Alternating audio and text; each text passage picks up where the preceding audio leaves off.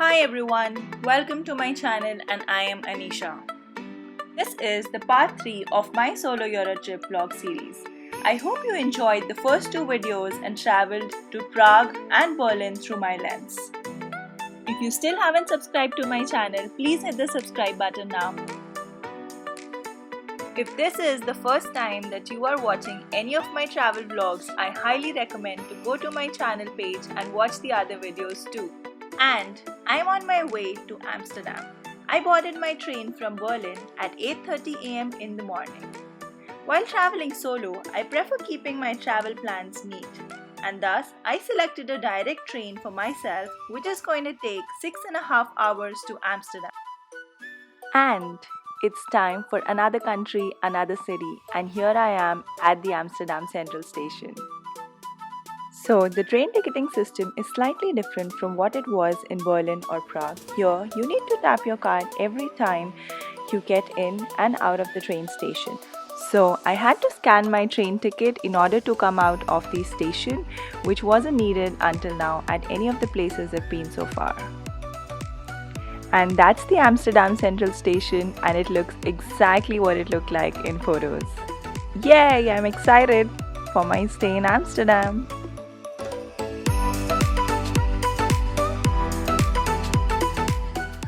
So my hostel is at a walking distance from the central station, and let's get going. Let's take a tour of the hostel that I'm staying at, and I'm staying at Flying Pig downtown. Quick fun fact, I recently watched the movie Queen and realized that Kangna Ranaut was also staying at Flying Pig Hostel during her stay in Amsterdam in the movie. Just that it was the Flying Pig uptown and I chose Flying Pig downtown for my stay. Let's get inside and have a look at the hostel. The hostel was busy and I totally loved the vibe at the hostel. It had a common area with a ping pong table. They had evening activities planned. They offered you breakfast for €5. They had a bar and a kitchen too. Basically everything you'd want a hostel to have.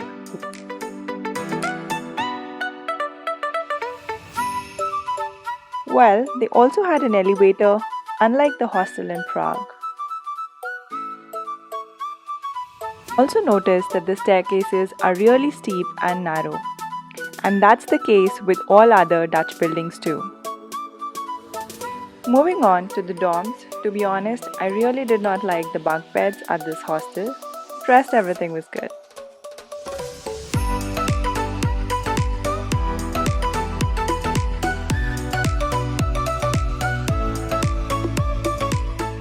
And it's time to step out and explore Amsterdam. It's 5:15 p.m. at this moment and I am headed to the Heineken Experience. I need to be there by 6:15 p.m. as I've already booked my tour. You can easily book yours for €18 from their website. In the meanwhile, I need to figure out to get the tram tickets and how to reach the Heineken Experience. Let's get going. The Heineken Experience is a historic brewery. It was the first Heineken brewery established in 1867 and it served as the company's primary brewing facility until 1988. Currently, this is open to public as a brewery tour. They take you through the journey from reaping the hops to enjoying fresh beer at the end.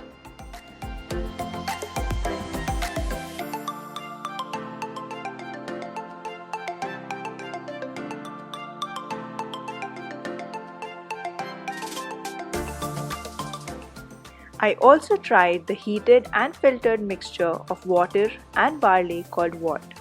Further, this mixture is fermented by adding the brewing yeast to produce alcohol. Next up is the amazing Brew You ride. Get ready to get bottled.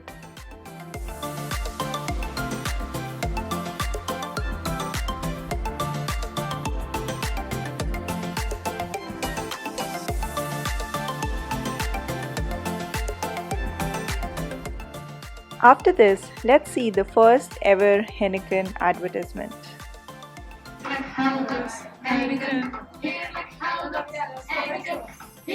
The first ever Heineken advertisement. De hakenbels vlucht naar de deur. Ja, de stralendste muur, daar is meteen gezelligheid. Dat lukt met Heineken altijd. Dit is Heineken bier, wat meeste kap. Wat heerlijke bier waar je graag in hap. Hij en zij samen Heineken, heerlijk helden, Heineken.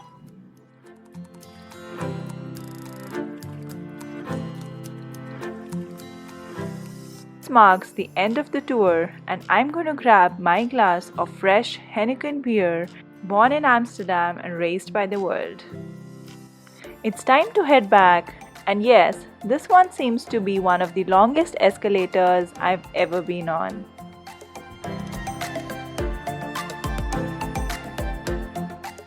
And next up is to find a place for dinner.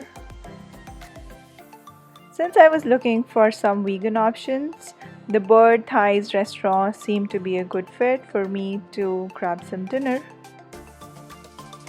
I'm going to call it a day after this, and I'll see you all the next morning. Hey y'all, it's day one morning and I'm here in front of the National Monument at Dam Square to join a free walking tour. Most of the walking tours start from here at around 11 a.m. every morning. Joining a free walking tour on your first day in any city is one of the best ways to know more about the city. The walking tours are usually 2.5 to 3 hours long and they are led by local experts who know the city inside out. The best part is that they tell you a lot about the history of the place and also share a few funny tales. And the best part is walking by the iconic canals of Amsterdam.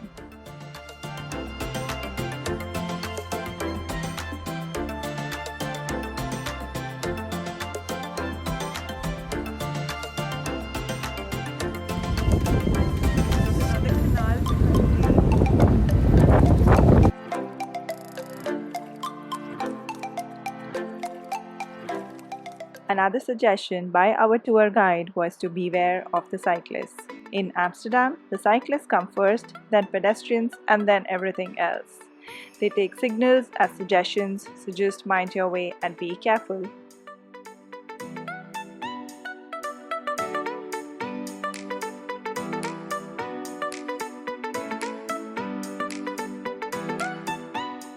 The stone tablets that you see here are known as the gable stones. They came into use in the 16th century, in the days before house numbers existed. The content of the gable stones would explain something about the house's owner. At times, they illustrate the name or the profession of the owner. The big tooth could represent that of a dentist. The one that you see here is a coffee shop. Coffee shops in Amsterdam are not the regular cafes where you get coffee, but more like a place where you can buy cannabis legally. If you are in Amsterdam, you must experience visiting a coffee shop.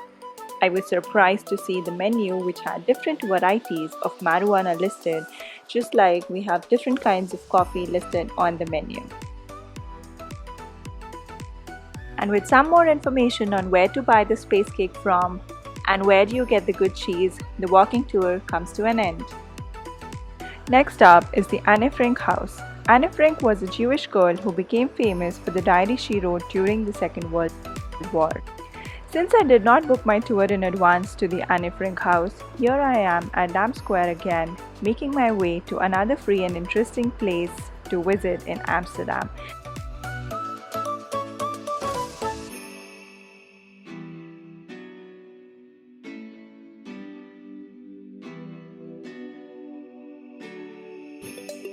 Next up, I am at the Albert Curb Market. It's a street market in Amsterdam and it does have a history of how it started, but it's more of a flea market now, as you can see all around.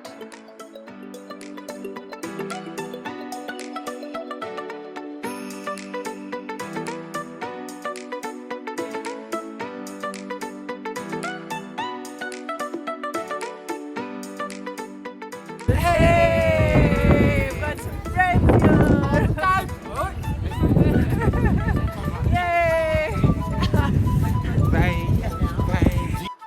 I came to the Albert Curb Market to try a famous Dutch delicacy called the stroop waffles. and this is the place, the Rudy's Original Stroopwafels, is where you get one of the best stroopwafels in Amsterdam. Basically two wafers joined together with a caramel filling. It's best when had hot and crisp. It does have a few variants. I love the chocolate one though.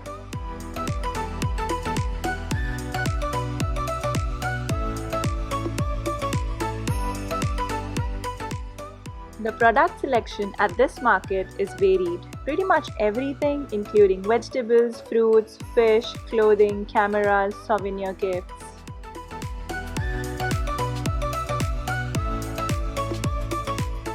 Another famous street food is the Dutch raw herring. It's a traditional snack. It's basically raw fish served with onions and pickles.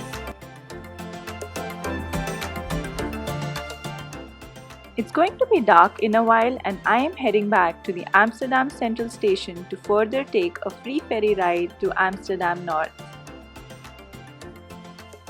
The ferry operates every 15 minutes and it departs from the back side of the Amsterdam Central Station. It's usually used by locals on a daily basis to move across the IJ River.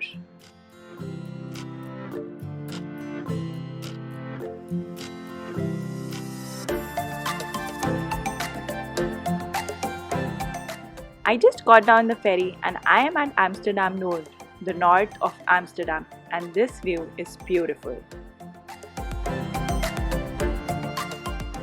Here there are two famous landmarks. One is the Eye Film Institute and another is the Amsterdam Lookout Tower with a swing at the top.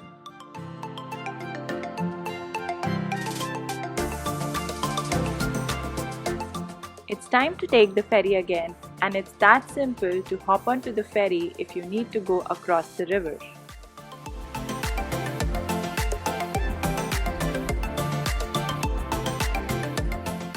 I am walking back to my hostel from the Amsterdam Central Station and do notice the beautiful paintings behind me.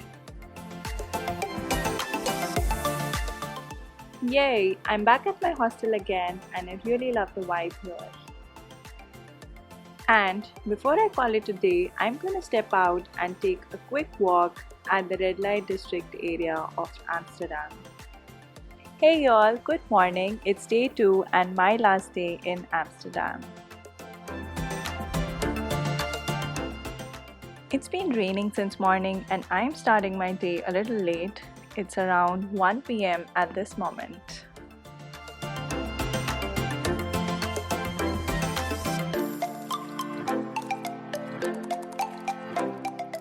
And next, I'm looking for some food and I'm anyway looking for vegetarian options, and my go-to at this time would be baked potatoes. As the name suggests, it's a baked potato served with fillings such as cheese, sour cream, baked beans, etc. inside. I think it's definitely a healthy meal, so I'm gonna go and try that.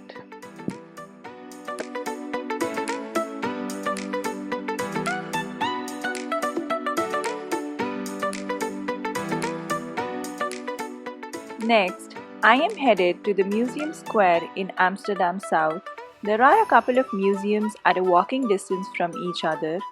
Though I am not a museum person, but taking a walk at the square wouldn't hurt, and I am taking a tram to get to the Museum Square next.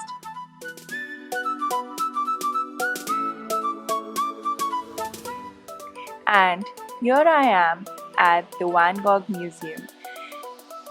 It's a famous Dutch art museum. It contains the largest collection of Vincent van Gogh's paintings and drawings in the world.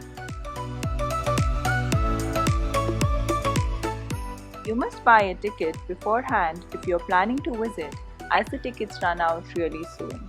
And it turned out to be a sold out day for me when I arrived at the ticket counter.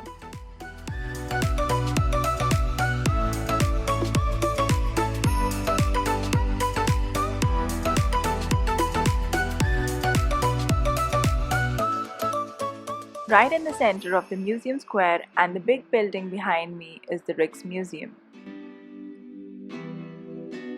Rijksmuseum is another famous museum. It's a Dutch national museum dedicated to arts and history.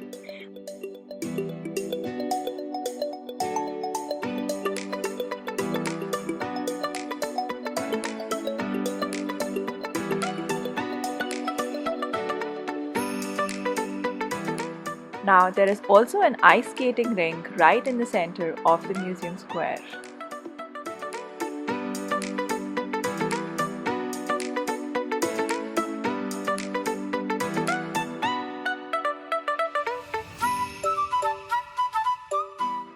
Next, I'm going to visit the flower market in Amsterdam, but in the meanwhile, you can't resist the beautiful canals of Amsterdam.